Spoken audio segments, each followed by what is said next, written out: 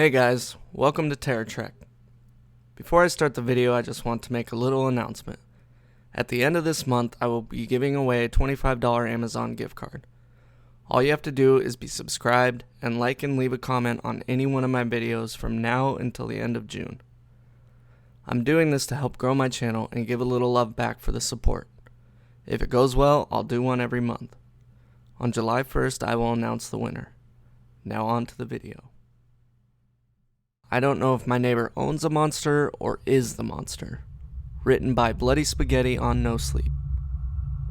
So I have a new neighbor who moved here from Ethiopia. His name is Ayako. He's a pretty chill dude, speaks perfect English, albeit accented. We're on great terms, and in a few short months he's been living here, I can say we've become friends. I really like the guy. Definitely better than my previous neighbors. They freaked out every time I threw out chunks of meat away. I mean, I have nothing to do with that. I can't eat that, so it should be understandable, no? Ayako doesn't care. I think he's even interested in the meat I'm throwing away. The other night, he asked me if he could come have some of what I was bound to throw away. Until recently, I had no idea what he wanted to do with these bones, but now I know. And honestly, I think it's kinda cool. I'll let you in on a little secret. I dabble in some dark magic, as the kids would call it. I'm mostly trying to communicate with higher life forces. I guess you could say something along the line of lesser beings of the Cthulhu mythos. I know I'm coming off as completely out of my mind right now, but I swear, I've seen these things, some sort of an anthropomorphic sort of insects or birds, or I don't even know. They've cured me and the rest of my family from some sort of insane flu strain that would have put the Black Death to shame had they didn't interfere. Ever since then, I've been trying to reach them. Turns out blood is really great fuel for interdimensional travel. One time, I've managed to reach the dimension of my saviors, but the portal collapsed because the fucker whose blood I used died on me way too early. Now, before I get branded as some insane maniac, I'd like to point out that I've never touched anyone innocent, other than the typical school fights way back when.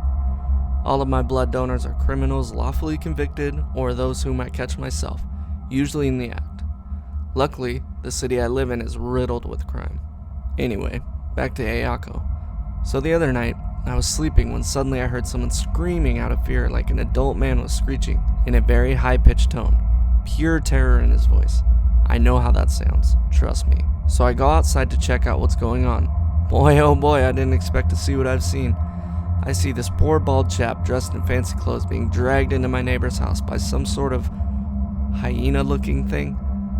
I'm saying hyena-looking thing because this was definitely bigger than your average hyena, and also because there was something kind of off about its face. The beast noticed me looking at it as it bit again and again into the screaming man and looked at me.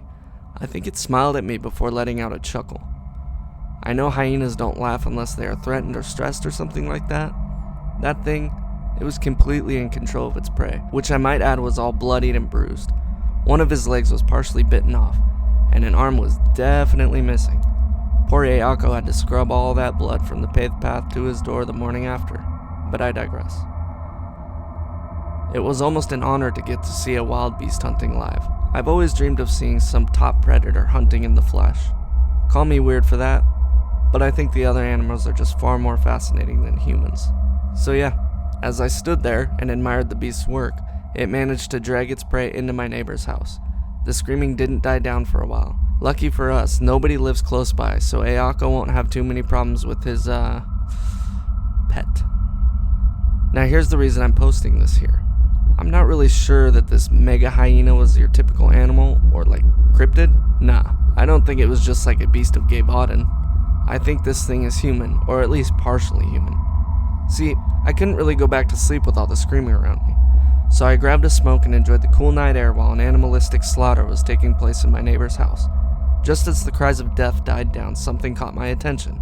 Ayako's house was dimly lit the whole time, and I just happened to catch a glimpse of the beast's shadow rising up to stand on its hind legs before I think, and I can't stress this enough, I only think so, but the beastly shadow turned into what seemed to be a shadow of a man. Now, I don't know if this was, in fact, some sort of were-hyena or something, or it's just some creature Ayako brought with him from Ethiopia. I'm just intrigued, but not sure if I should ask him or not. Either way, I don't mind, to be honest. I think it's kinda cool. Not to mention how I could just let him have the meat husks I throw away. That would definitely serve us both well. All in all, Ayako can sleep quietly at night knowing his secret is safe with me, just like mine is safe with him.